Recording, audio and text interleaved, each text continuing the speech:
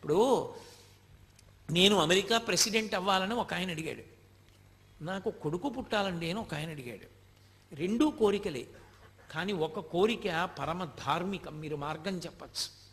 అయ్యా మీకు కొడుకు పుట్టలేదా, ఓ పని చేయండి, మీకు సంతానం లేకపోతే ఫలానా దేవాలయాన్ని ఆశ్రయించండి అని చెప్పచ్చు. ఎందుకని? అది ధార్మికం, అది ఉండవలసిన కోరిక. సంతానం ఉండాలన్న కోరిక ఎవరికి ఉండదు? సంతానం లేకపోతే ఉత్తరగతులు ఉండవు. కాబట్టి మీరు సలహా చెప్పచ్చు. అమెరికా ప్రెసిడెంట్ ఎందుకు నీకు? అది అడిగిన వాడికి అవతల బొమ్మని చెప్పచ్చు. ఏ కోరిక తీర్చాలో ఏ కోరిక తీర్చకూడదో మనకే వివక్ష ఉన్నప్పుడు పరమేశ్వరుడికి ఉండదు. వాంఛితార్థ ప్రదాయిని, ఏ కోరిక తీరాలో ఆ కోరిక తీరుస్తాడు పరమేశ్వరుడు. దానికి అడ్డొచ్చినటువంటి ప్రతిబంధకాన్ని కాల్చేస్తాడు. అది ప్రదక్షిణంలో అంటే పాపము కాలుతుంది, ఇచ్చేస్తాడు. ఇప్పుడు కోరిక తీరుస్తాడు. కానీ ఒక ఇబ్బంది ఒకటి ఉంటుంది, ఒకటి ఉంటుంది వెనకాతల. అన్న మాటకు అర్థం ఏంటో తెలుసా? ఎప్పుడైనా సరే సంస్కృతంలో క్షకార ప్రయోగం చేశారు అంటే ఒకటే గుర్తు, అది చాలా మిమ్మల్ని ఇబ్బంది పెట్టేది అని గుర్తు. అందుకే సంస్కృతంలో ఏదైనా బాధతో కూడుకున్న విషయం చెప్పాలనుకోండి, అది చాలా కష్టమైన విషయం సుమండి అన్నది చెప్పవలసి వస్తే ఏం చేస్తారంటే శ్లోకంలో ఎక్కువ మార్లు వాడేస్తే మీరు ఆ శ్లోకం చూడగానే చాలా కష్టమైన విషయం ఎవరు అనుభవిస్తున్నారు అని మీరు గుర్తుపడతారనమాట. క్షితిక్షమా పుష్కర సన్నిభాక్షి యారక్షిత రాఘవలక్ష్మణాభ్యాం సారాక్షసీభి వికృతేక్షణాభి సంరక్షిత సాంప్రతి వృక్షమూలే అంటారు మహర్షి. అన్నిసార్లు తిరిగింది అంటే సీతమ్మ ఎంత కష్టంలో ఉందో నువ్వు గమనించు. పక్కన వచ్చి కూర్చుంది. పాపం కాలింది, కోరిక తీరింది. ఎప్పటికీ? ఈ జన్మకి. ఒకటి ఉంది, అది చాలా పెద్దది. ఆ ఏమిటో తెలుసా? సంచితం. పర్వతాల కింద పడిపోయి ఉంటుంది. అంత పాపం ఏ 70 ఏళ్లలోనూ అనుభవించరా అంటే స్పృహ తప్పిపోతాడని పరమేశ్వరుడు కొంత పుణ్యం కొంత పాపం కలిపి పెట్టి పంపిస్తాడు. ఈ వలన ఏమవుతుందంటే వాసనాబలం ఉండి ఏ చిన్న పని చేయనివ్వండి ఫలితం అపేక్షిస్తాడు. నాకు ఈ కోరిక తీరాలండి అందుకు నేను ఇచ్చేస్తున్నానంటాడు. ప్రదక్షిణం చేసేటప్పుడు అన్న మాటకు అర్థం ఏమిటంటే, అన్న అక్షరానికి అర్థం కామ్యముతో కూడిన కర్మ నశిస్తుంది, దాని వలన చిత్తశుద్ధి కలుగుతుంది. కామ్యముతో కూడిన కర్మ అంటే ఏ పని చేసినా నాకేదో రావాలి. ఏమంటే పొద్దున్న గోపూజ చూశాను, కదండి, నాకేమైనా వస్తుందా? వెంటనే ఓ 10 రూపాయలు కలిసి వచ్చేస్తాయా అని అడిగాను అనుకోండి, ఏమవుతుంది? 10 రూపాయలు ఇచ్చేశారు, పరమేశ్వరుడు 10 రూపాయలు అలాగో అలా కలిసి వచ్చేటట్టు చేశాడు. అయిపోయి ఎక్కడికో వెళ్ళారు, కాఫీ తాగారు, మీరు ఇద్దాం అనుకుంటుంటే మీ పక్కవాడు ఇచ్చేశాడు. అయిపోయిందా? మీ 10 రూపాయలు మిగిలిపోయిందా? చాలా. ఓ గోపూజ చూసిన ఫలితం ఓ 10 రూపాయలే. అదే ఎందుకు ఆ దిక్కుమాలిన ఫలితం? మీకు ఏం చేసుకుంటాం దాంతో? కామ్యముతో కూడిన కర్మలు చేయుట, ఇది చాలా ప్రమాదకరమైన విషయం. నేను చెప్పినంత తేలిక కాదు సుమండి. మీరు చూడండి, పుణ్యకర్మయే మీరు చేస్తూ వెళ్ళారనుకోండి, రోజు పుణ్యమే, వాడు ఏమి తప్పులు చేయడు. కానీ మనసులో మాత్రం ఓ కోరిక, ఈ పుణ్యం అంతా నేను అనుభవించాలి, ఈ పుణ్యం అంతా అనుభవించాలి. ఇంత పుణ్యం చేసేసాడు, విపరీతంగా చేసేసాడు, చచ్చిపోయాడు, అయిపోయింది, ఈ శరీరం పడిపోయింది. ఏం చేయాలి పరమేశ్వరుడు? ఆ పుణ్యం నన్ను అనుభవింపచేయి, నా పుణ్యం అనుభవింపచేయి, ఆ పుణ్యానికి ఫలితం అని అడిగాడు కాబట్టి ఆ పుణ్యం అంతా అనుభవింపచేయాలా? ఇప్పుడు అనుభవింపచేయడానికి ఆయన ఏం చేస్తాడంటే మిమ్మల్ని ఓ చక్రవర్తిని చేస్తాడు. ఓ 20 ఏళ్ళో 30 ఏళ్ళో చక్రవర్తిత్వం.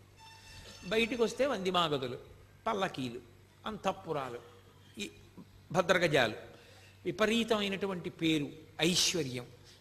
ఇదంతా ఎక్కడిది? 80 ఏళ్ళు చేసిన పుణ్యం 20 ఏళ్ల చక్రవర్తిత్వంలో అయిపోయింది, సున్నా. నువ్వు పుణ్యాన్ని అనుభవించేయడంలో పోతుంది సుఖంగా. కాదు, నేను ఎందుకు చేస్తున్నానో తెలుసా ఈశ్వర? నేనేదో ఈ పుణ్యాన్ని ఫలితంగా అనుభవించడం కోసం కాదు, నాకు చిత్తశుద్ధినియ్యి, నిష్కామ కర్మ చేస్తాను, నాకు ఏ కోరిక లేదు. నేను ఎందుకు నిన్ను సేవిస్తున్నానంటే నిన్ను సేవించకుండా ఉండలేక, ఇన్ని మాటలు మళ్ళీ ఇప్పటికి ఎన్ని మాటలు పుట్టానో ఎన్ని మాటలు చచ్చిపోయానో ఇంకా వద్దు, ఇక నాకు పుట్టాలని లేదు, ఇక చావాలని లేదు, ఈశ్వర మార్గం చూపించు అని అడిగారు అనుకోండి, ఈ జన్మలో కాకపోతే కనీసం కొద్ది జన్మలలో పూర్తయిపోతుంది. ఎలా అయిపోతుంది అంటే చిత్తశుద్ధితో కూడినటువంటి స్థితి వలన జ్ఞానము కలుగుతుంది. ఆ జ్ఞానము వలన మోక్షం వస్తుంది. మోక్షం అంటే ఈశ్వరునిగా నిలబడిపోవుట, తన తత్వము ఆత్మతత్వము ఎరుకలోనికి వచ్చుట, అనుభవములోనికి వచ్చుట, అద్వైత స్థితి అంటారు. అది క్షి నిష్కామకర్మ చేత చిత్తశుద్ధి కలిగి నా పునరావృత్తి ఆగిపోవుట, ఇక పుట్టడు. అది ఈ జన్మలో అవ్వచ్చు, కొద్ది జన్మలలో అవ్వచ్చు, కానీ ఆగుతుంది, అటువైపుకి నడుస్తాడు. ఈ నాలుగింటిని ఇవ్వగలిగినది కనుక ప్రదక్షిణం, అందుకొచ్చింది ఆ మాట. కాబట్టి అది చిన్న చిన్న కోరికలు కోరుకుని ప్రదక్షిణం చెయ్యకు, నీకు అద్భుతమైన స్థితిని కల్పించగలదు. అందుకని నిష్కామముగా ఏ కోరిక లేకుండా ఆ క్షేత్రంలో స్థూల శివుని యొక్క రూపంలో ఉన్నటువంటి కొండకి గిరి ప్రదక్షిణం చెయ్యి అని. కాబట్టి ఆ ప్రదక్షిణ తత్వము అంత గొప్పదై కూర్చుంది. ఈ ప్రదక్షిణం చేయడంలో ఏ కారణానికి చేయనివ్వండి, బుద్ధి ఉందనుకోండి ప్రదక్షిణ తత్వం అర్థమవుతుంది. ఒక్కొక్కసారి బుద్ధి ఉండదు, ఆ ప్రాణికి తనంత తానుగా బుద్ధి ఉన్న ప్రాణి కాదు, కానీ అది ఎందుకో పరిగెత్తింది కొండ చుట్టూ. బుద్ధి లేని ప్రాణైనా దానికి ప్రదక్షిణం యొక్క విలువ తెలుసుకునే అవకాశం దాని ఉపాధికి లేకపోయినా అది పరిగెత్తింది కాబట్టి పరమేశ్వరుడు ఫలితం ఇస్తాడు. అది స్థూల శివుడుగా ఆయన రావడం వల్ల లోకానికి కలిగినటువంటి మహోపకారం. అలా ఆర్తి కలిగిన వాళ్ళకి చిన్న చిన్న విషయాల దగ్గర నుంచి పెద్ద పెద్ద విషయాల వరకు ఆయన అనుగ్రహించాడు ఆ ప్రదక్షిణ తత్వంలో. అందుకే కామ్యమునందు కూడా మీకు ప్రత్యేకంగా కోరి ప్రదక్షిణం చెయ్యక్కర్లేదు. ఆదివారం నాడు ప్రదక్షిణం చేశాడనుకోండి, ఆదివారం నాడు ప్రదక్షిణం చేసి వచ్చేస్తే సూర్యమండలాన్ని భేదిస్తాడు జీవుడు. శరీరం పడిపోయిన తర్వాత శరీర పతనానంతరము సూర్యమండలాన్ని ఛేదించి కైలాసంలో శివలోకానికి వెళ్ళి శివ సాన్నిధ్యమును పొందుతాడు. ఒక సోమవారం నాడు ప్రదక్షిణం చేశాడనుకోండి, జరామృత్యువులను దాటతాడు. జరామృత్యువు అంటే వృద్ధాప్యము, మృత్యువు. ఇదొక చిత్రమైనటువంటి విషయం. చాలామంది త్రిదళం త్రిగుణాకారం త్రినేత్రంచ త్రియాయుధం అంటుంటారు, కానీ అలా లేదు. అసలు యథార్థ పాఠం త్రియాయుషం అనుంది. త్రియాయుషం ఏకబిల్వం శివార్పణం. త్రియాయుషం అంటే 3 రకములైన ఆయుర్దాయాల్ని కోరుతారు. నేను వృద్ధాప్యాన్ని చూడాలని నేను కోరుకోవాలి. బాల్యము, కౌమారము, యవ్వనము దాటి నేను వార్ధక్యాన్ని చూడాలి అని అడగాలి. ఎందుకో తెలుసా? వార్ధక్యాన్ని చూడలేదు అంటే అపమృత్యువు. నా మనవల్ని ఎలా చూస్తాను? నా మనవల్ని చూసేశాను అనుకోండి, నేను నా 2వ తరాన్ని చూసేశాను. 2 తరాలు చూసేశాను అంటే లౌకికంగా నేను నా ఆయుర్దాయం చేత పరిపూర్ణంగా వంశంలో ప్రధానమైన మలుపులు చూసేశాను. ఇప్పుడు నేను వానప్రస్థానికి, ఈశ్వరుణ్ణి చేరుకోవడానికి, తపస్సు చేసుకోవడానికి వెళ్ళవచ్చు, అర్హత పొందుతాను. ముందే పడిపోయింది అనుకోండి శరీరం, అసలు ఇంకా కొడుకు లేడు, కొడుకుని చూడలేదు, తను చెయ్యవలసిన కర్తవ్యాలు పూర్తి చేయలేదు, అది అపమృత్యు దోషం అంటారు దాన్ని. అలా పడిపోకూడదు శరీరం. కాబట్టి అపమృత్యు దోషం పోవాలి అంటే జరా అంటే వృద్ధాప్యమునందు చింతతో అమ్మో ఇది పడిపోతుందేమో, అమ్మో ఇది పడిపోతుందేమో, అమ్మో ఇది పడిపోతుందేమో అని బెంగతో కాకుండా అమ్మో ఇది పడిపోకముందే చేసేయాలనేటటువంటి తాపత్రంతో చెయ్యగలిగినటువంటి స్థితిని పొంది తదనంతరము ఇక మళ్ళీ ఇంకొకసారి చావవలసిన అవసరం ఉండదు. అది ఆఖరి చావు. అంటే ఇంకోసారి పుట్టడని గుర్తు. పుడితే కదా చావడం. అది ఆఖరి వృద్ధాప్యం. ఆ ఆఖరి వృద్ధాప్యం భయంతో ఉండదు, ఆ ఆఖరి వృద్ధాప్యం త్వరతో ఉంటుంది. జుత్తు తెల్లబడిపోతోంది, 60 వచ్చేసాయి, చేసేయాలి గబగబా మంచి కార్యక్రమాలన్నీ. ఈపాటి ఓపిక ఉండగా సంధిబంధములు సడలిపోకముందే ఈశ్వరారాధన చేసేయాలి, ఈశ్వరుడిచ్చిన సమయాన్ని సాధ్యమైనంత వెచ్చించేయాలి అని త్వర కలిగి భగవదారాధన యందు మగ్నుడవుతాడు. మగ్నుడై ఆ భావనతో ఉన్న కారణం చేత శరీరం పడిపోతున్నప్పుడు కూడా పటికి బెల్లం తిన్న నోరులా ఆ పారవస్యంతో పడిపోతాడు. పడిపోయిన కారణం చేత భగవంతుని యొక్క స్మరణలతోనే వెళ్ళిపోయాడు కాబట్టి ఇక మళ్ళీ రాడు కాబట్టి ఇక ఇంకొకసారి చావడు, ఇంకొకసారి పుట్టుక లేదు, ఇంకొకసారి మరణము లేదు. అందుకని జరామరణములను దాటాలి అంటే సోమవారం నాడు ప్రదక్షిణం చేయాలి. నువ్వు వేరే ఏమీ అడగక్కర్లేదు. ఏ రోజు ప్రదక్షిణం చేసినా ఫలితమే. ఈ కాలమా ఆ కాలమా అలా ఏం లేదు. మంగళవారం నాడు ప్రదక్షిణం చేస్తే సార్వభౌమత్వము. అయితే నేను ఇక్కడ మీకు ఒక మాట చెప్పవలసి ఉంటుంది. స్వయంగా భగవాన్ రమణులే చెప్పిన మాట. అరుణాచలంలో అరుణగిరికి ప్రదక్షిణానికి మంగళవారము శ్రేష్టము, చాలా మంచిది. మంగళవారం నాడు గిరి ప్రదక్షిణం చేస్తే ఎందుకో తెలుసా? అది అగ్ని కొండ, పావకి సుబ్రహ్మణ్య తత్వం, అది సుబ్రహ్మణ్య క్షేత్రం, శివానుగ్రహం. అక్కడ మంగళవారం నాడు ఉదయం కుజహోర ఉంటుంది. కుజుని యొక్క శక్తిని తగ్గించగలిగిన వాడు సుబ్రహ్మణ్యుడు. మంగళవారం సుబ్రహ్మణ్యానుగ్రహాన్ని ప్రోధి చేస్తుంది. అందుకే మంగళవారం నాడు ప్రదక్షిణం చాలా గొప్పది. సూరి నాగమ్మ గారు ప్రతి మంగళవారం గిరి ప్రదక్షిణానికి వెళ్ళేవారు.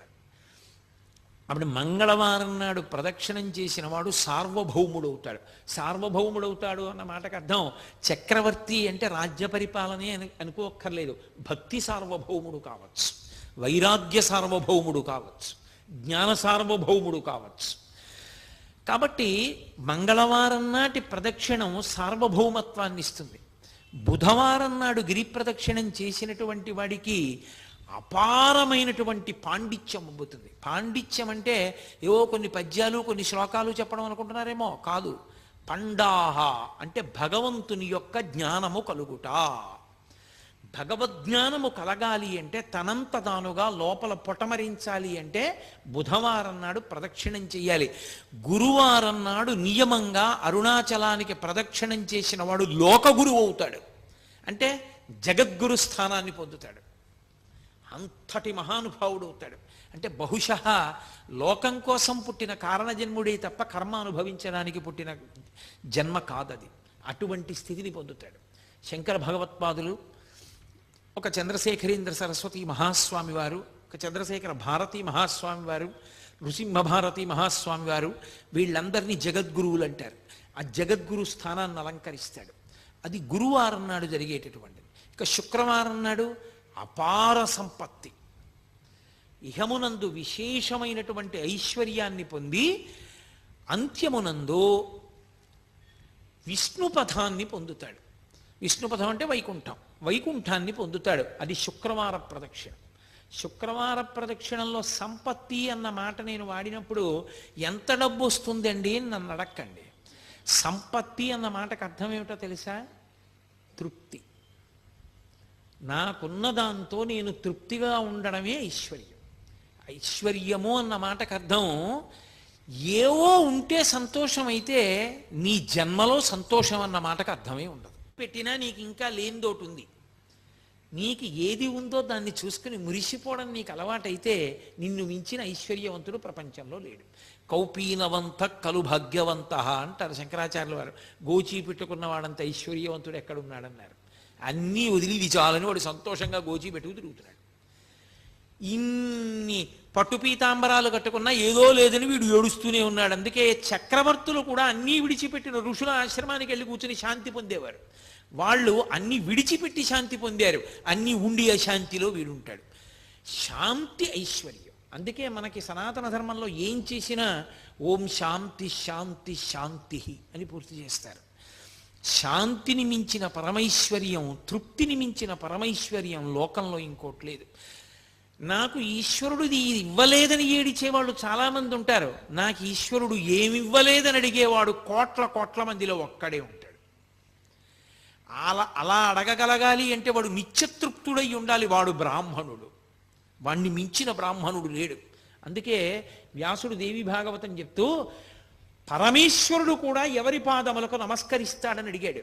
అడిగి సంతోషోహి ద్విజన్మనాం, నాకు ఇది కావాలన్న కోరిక మనసులో లేకుండా ఎప్పుడు నాకు అసలు ఏం లేదన్న దాని మీద దృష్టి లేకుండా నాకు ఈశ్వరుడు ఏమివ్వలేదని మురిసిపోయేవాడు ఎవడున్నాడో అటువంటి బ్రాహ్మణుడి పాదములు కడిగి ఆయన పాదములకు నేను నమస్కారం చేస్తానన్నాడు పరమేశ్వరుడు. కాబట్టి యతీనాం భూషణం జ్ఞానం సంతోషో హి ద్విజన్మనాం ఉద్యమం శత్రుహననం భూషణం భూతిమిచ్చతాం అన్నాడు ఆయన. కాబట్టి అది ఐశ్వర్యం అంటే. కాబట్టి ఇహమునందు సంపత్తి, విష్ణుపథమునందు స్థానము. శుక్రవారం నాడు ఆ గిరికి ప్రదక్షిణం. అలాగే శనివారం నాడు చేస్తే గ్రహపీడా విముక్తి. మీరు ఒక్క మాట చాలా జాగ్రత్తగా జ్ఞాపకం పెట్టుకోవాలి. గ్రహపీడా విముక్తి అన్న మాటకు అర్థం ఏమిటో తెలుసా అండి? ఆ గ్రహం మిమ్మల్ని బాధించడం మానేస్తుంది అని కాదు. మరి ఇంకెందుకండి గ్రహపీడా విముక్తి అని మీరు నన్ను అడగచ్చు. గ్రహములకు ఈశ్వరత్వము లేదు. గ్రహములకు ఈశ్వరత్వం లేదు. అందుకే నేను మీతో ఒక మాట చెప్తాను. ఒక దేవాలయంలో అనేకమైన దేవతామూర్తులు, నవగ్రహ మంటపం, గోపూజ జరుగుతున్నాయి అనుకోండి. మీరు ఏదైనా మరిచిపోవచ్చేమో కానీ గోవుకి ప్రదక్షిణం చేయకుండా మీరు వెళ్ళకూడదు. ఒక దేవాలయానికి ఎదురుగుండా ఒక ఆవు మేస్తోందనుకోండి, మీరు గుళ్ళోకి వెళ్ళడం ముఖ్యమా, ఆ గోవుకి ప్రదక్షిణం చేయడం ముఖ్యమా అంటే గుళ్ళోకి వెళ్ళడం కన్నా గో ప్రదక్షిణం ముఖ్యం. మీరు గుళ్ళోకి వెళ్ళి గోవును వదిలేసి వెళ్ళారనుకోండి, ఈశ్వరుడు కూడా అనుగ్రహించాడు. గోప్రదక్షిణమే గొప్పది. దిలీప చక్రవర్తి వృత్తాంతం లేదు? గోవును దాటిడితే ఏమయ్యాడు? గోవుకి ప్రదక్షిణం చెయ్యాలి. నవగ్రహ మంటపానికి ప్రదక్షిణం వదిలేశారనుకోండి, ఉపద్రవం రాదు. ఎందుకో తెలుసా? గ్రహములకు ఈశ్వరత్వము లేదు. కొంతమంది పొరపాటున శనీశ్వరుడు అంటుంటారు. శనీశ్వరుడు అన్న మాట లేదు. శనైశ్చరుడు. శనైహి చరహ. మెల్లగా మెల్లగా నడుస్తాడు ఆయన. అందుకని ఆయనకి శనైశ్చరుడు తప్ప శనీశ్వరుడు లేదు. అసలు గ్రహములకు ఈశ్వరత్వము లేదు. ఈశ్వరత్వము లేదు అన్న మాటకు అర్థం ఏంటో తెలుసా? ఆయన గుమాస్తాయే కానీ అధికారి కాడు. గుమాస్తా గారు వద్దు, ఈయనకి 2 ఎకరాల పొలం ఇవ్వకూడదు అని రాశాడు. కలెక్టర్ గారు ఫైల్ చూసి అక్కర్లేదు, ఇతనికి ఇవ్వచ్చు, పేదవాడు పాపం, ఇతనికి ఇవ్వడానికి తగిన కారణాలు నాకు కనపడుతున్నాయి కాబట్టి 2 ఎకరాలు ఫలానా చోటు ఇతనికి ఇవ్వండి అని రాశాడు. గుమాస్తా మాట నెగ్గుతుందా? గ్రహబాధ విముక్తి అన్న మాటకు అర్థం ఏమిటో తెలుసా? గ్రహముల యొక్క పీడ కింది స్థాయికి వెళ్ళిపోతుంది. ఈశ్వరుడు పిలిచి అంటాడు, వాడిని నువ్వు బాధ పెట్టడానికి వీలు లేదు. ఇప్పుడు పాము కరవాలి వాడిని చీమ కరుస్తుంది. అంటే గ్రహం ఈశ్వరుడి మాటని బట్టి బాధించడంలో కింది స్థాయికి వెళ్ళిపోతుంది. అప్పుడు అసలు మిమ్మల్ని బాధించినట్టు ఉండదు. పాము కరిస్తే పడినటువంటి బాధ వలన పోవలసిన పాపం చీమ కరిచిన బాధని పాము కరిచిన బాధతో సరిపెట్టి పోగొడతారు. కొంతమందిని చూడండి, కారాగారంలోంచి సత్ప్రవర్తన వలన విడుదల చేసేసామంటారు. మనం ఎన్నుకున్న ప్రభుత్వానికే అంత అధికారం ఉంటే పరమేశ్వరుడికి గ్రహములను ఆదేశించడానికి అధికారం ఉండదని మీరు ఎలా అనుకుంటున్నారు? అది గ్రహపీడా విముక్తి అంటారు దాన్ని. అది శనివార ప్రదక్షిణం చేత కలుగుతుంది. కాబట్టి అసలు అరుణాచలానికి వెళ్ళి గిరి ప్రదక్షిణం చేసినటువంటి వాడికి పరమశివుడు గౌతమ మహర్షితో చెప్పిన మాట ఏమిటో తెలుసా? వాడికి ఆయనము, రోజు, ఋతువు, తిథి, నక్షత్రము, వారముతో సంబంధము లేదు ఎప్పుడైనా సరే.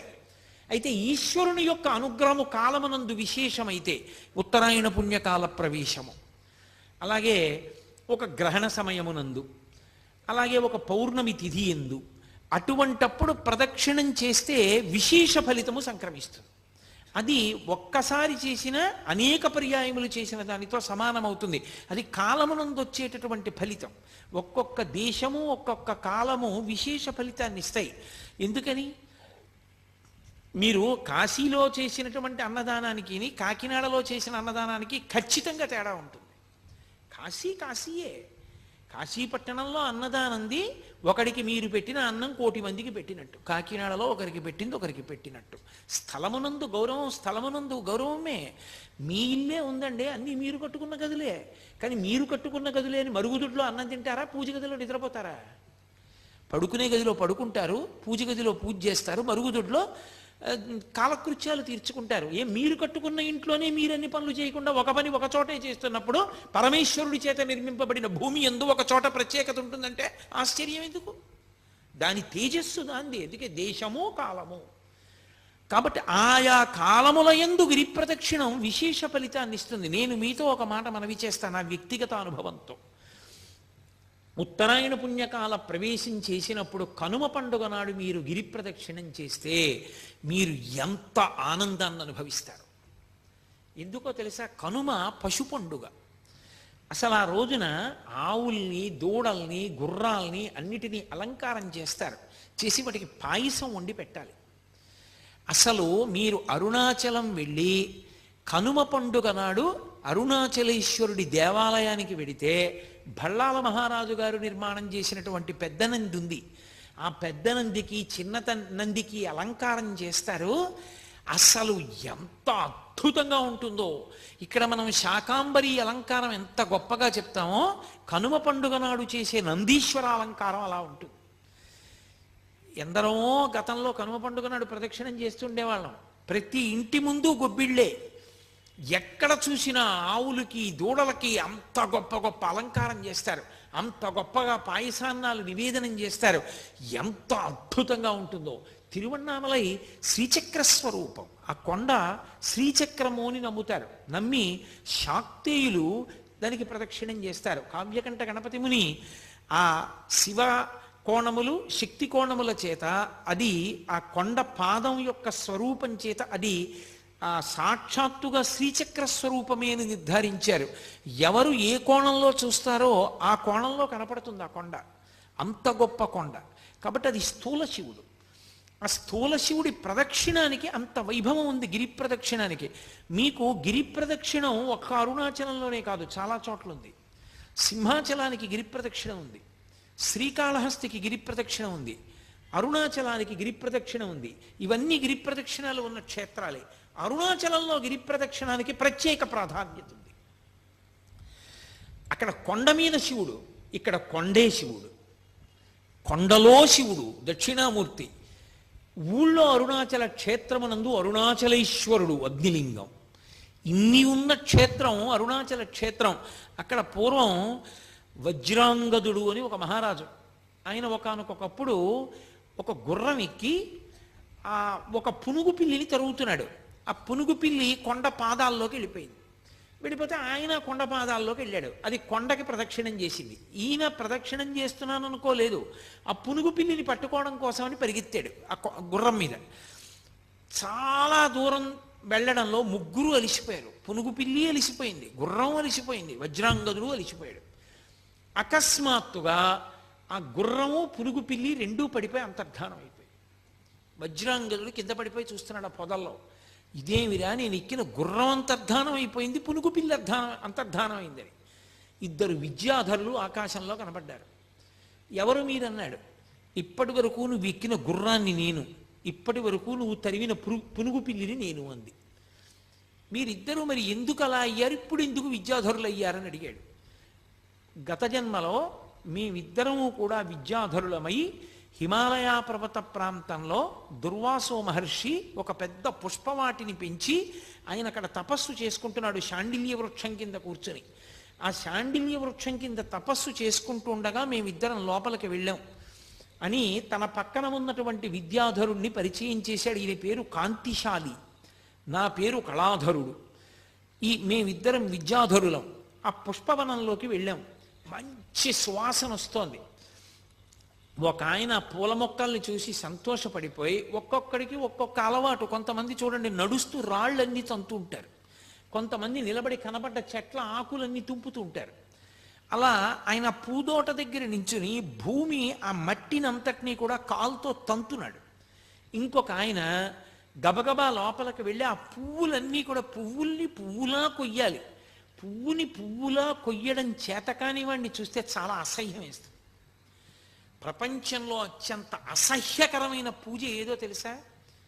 పువ్వుని పట్టుకుని రేకులు విప్పేసి పూజ చేయడమే. అంతకన్నా దారుణమైన పూజ లోకంలో ఇంకోటి లేదు. అసలు వాడు వెంటనే పూజలోంచి తీసేయాలి వాడిని. వాడు పనికిరాడు పూజకి. హృదయ సౌకుమార్యం లేనివాడు, సత్వగుణం లేనివాడు పూజకి ఎలా పనికొస్తాడు? ఒక గులాబీ పువ్వుని పరమేశ్వరుడు ఎంత అందంగా నిర్మాణం చేశాడు. అంత అందంగా ఈశ్వరుడు నిర్మిస్తే దాన్ని పట్టుకుని ఇలా చిదిమేసి ఆ రేకులు తీసి పడేసేటటువంటి వాడు పూజ వాడు చేసేది. వాడు పూజా భంగం చేస్తున్నాడు వాడు. అందుకే పూజ యందు పువ్వు రేకులు విప్పి పూజ చేయడం నిషిద్ధ కర్మ.